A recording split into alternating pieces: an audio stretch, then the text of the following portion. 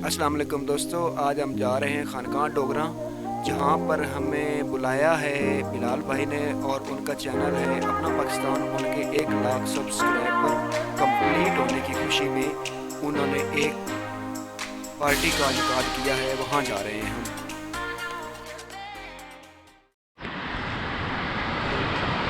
बटियाँ पहुँच गए हैं, बाकी दोस्तों का इंतज़ार हो रहा है।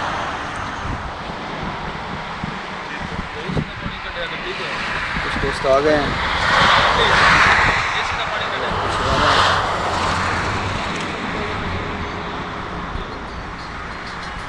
मौसम बहुत अच्छा है दोस्तों, आज हल्के हल्के बादल हैं। अब हम पहुंच गए हैं और बिलाल भाई हमारा बहुत ही गर्म